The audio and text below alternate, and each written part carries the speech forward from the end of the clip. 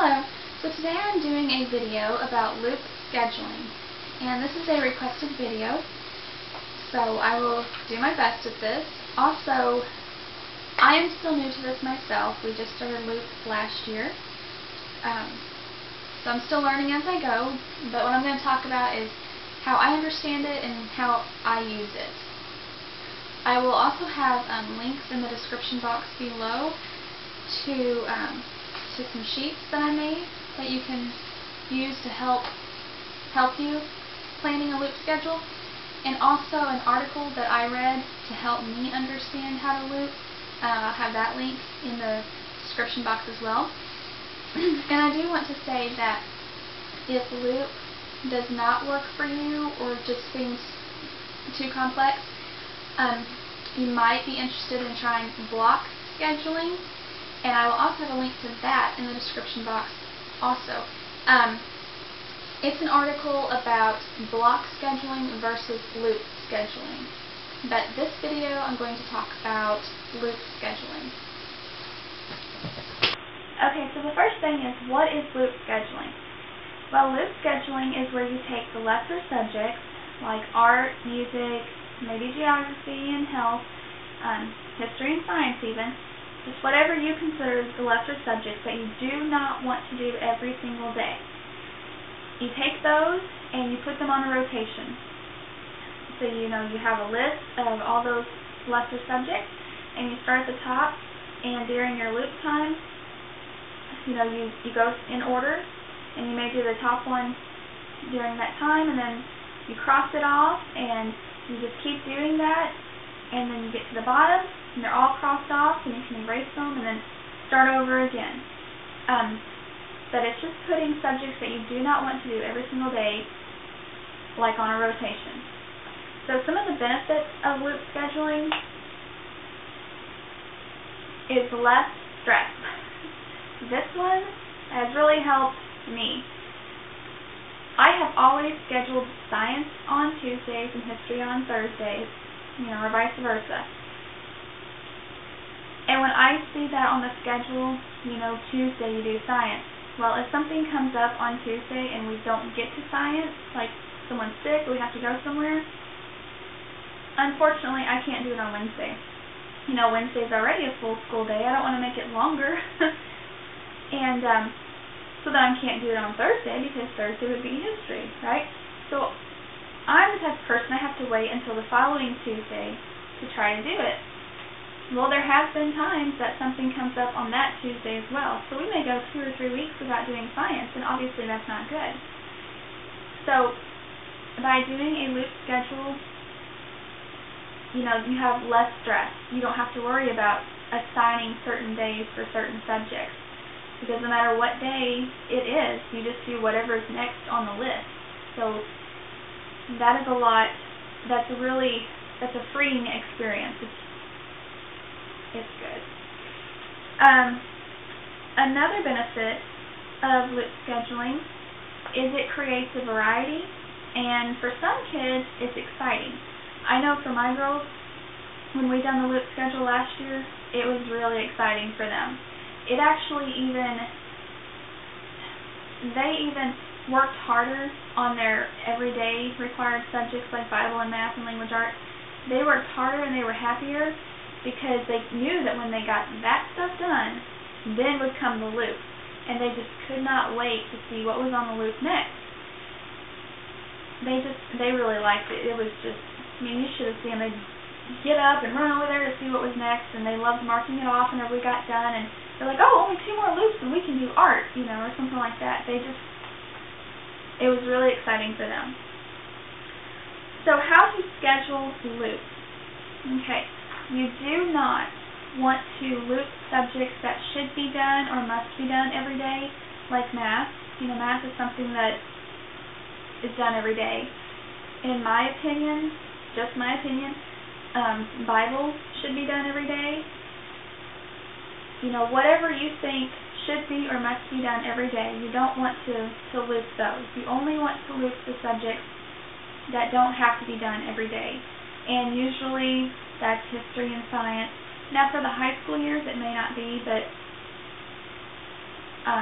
my oldest is going into 6th grade, so for 6th grade and down, I can loop history and science because they don't have to be done every single day. So those are 2 options, and others would be health, geography, art, music, literature studies, poetry, physical education, life skills or home ec, maybe a foreign language. It just depends how you approach that. Poetry, whatever you want to teach your child, you could put that on the loop schedule, just not subjects that should be done every day. Okay.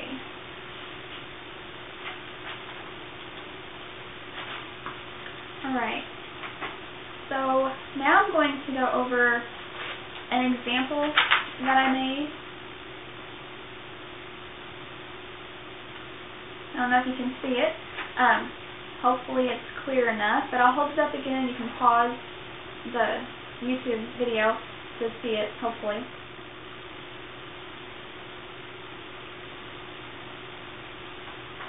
Okay. So this is one of those sheets that I'll have a link to below. And it'll also be on my blog, precioushomeschool.com. But this is planning a loop schedule. Okay, so the first thing that you want to do is you want to make a list. I've already filled this one out. This is not one that we will be using. This is just an example for you. So you want to list all the subjects that you would like to put on your loop. So for me, I have history, geography, science, health, art, music, literature study, and physical education. On the short lines to the right of those, put the numbers, like the frequency, like how often you would like to cover something. So I decided I wanted to do 3 histories for every 1 geography, and for every 1 health. And I wanted to do 2 sciences for every 1 health and 1 art, things like that. So it's a ratio, like 3 to 1 for history and the other ones, and science be a 2 to 1 for the other ones. Okay. So, hope that makes sense. That's how that one is. Then the next step, well, I already said that step. So then the third step down here, you would use this frequency column to fill in this list below. Okay. So here, I just said I wanted to do 3 histories. So I just took these lines down here, and I just added history 3 times, but kind of spaced it out evenly.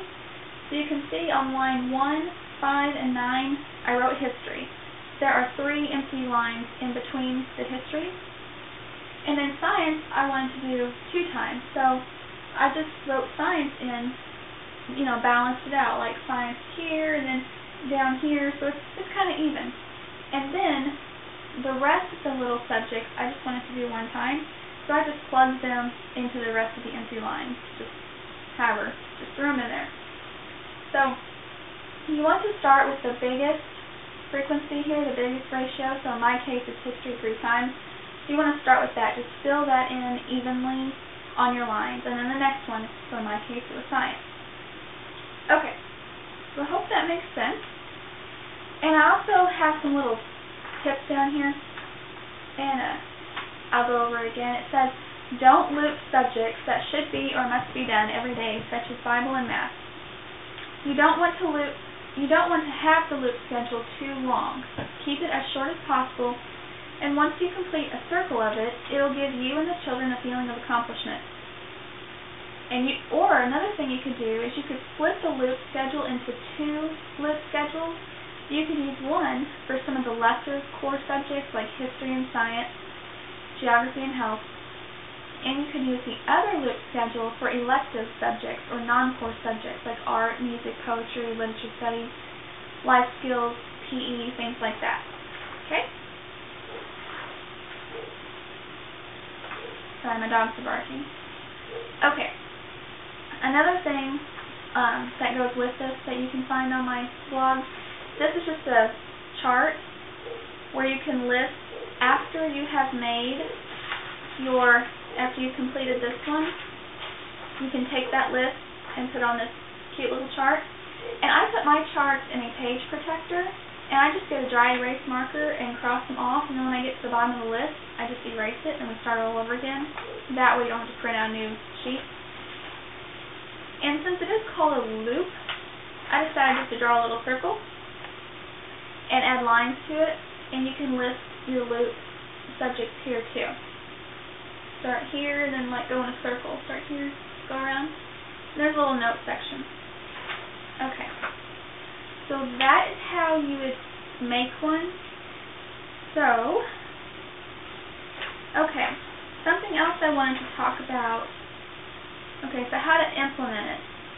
Well, like we talked about, you want to do your required regular schoolwork first. You know, whether it's Bible, math, language arts, whatever you choose, you want to do that first.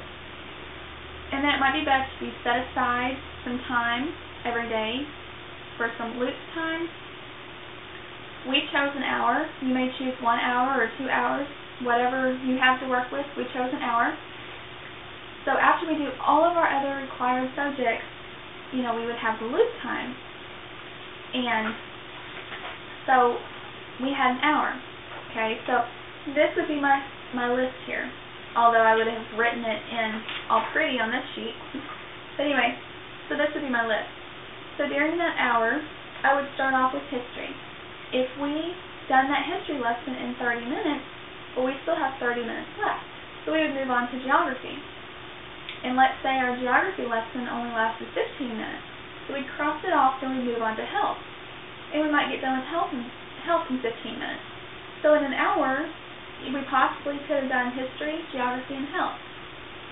And that would be one day. Then the next day, during loop time, we'd go on to science, which would be the fourth one on the list. And we may do only science that whole hour. That's fine. The next day, you know, the next thing on the list would be history. And you just keep working down, and then when you're completely done with the list, you start over.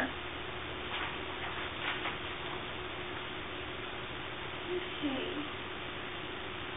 Alright, I think that was all. I hope I covered everything and answered your questions. If you have any questions or comments, just ask below and I will be sure to answer. And anyway, but hopefully these charts will help you, and I will have a link to them in the description box below with all the other links I have mentioned. So, thank you for watching.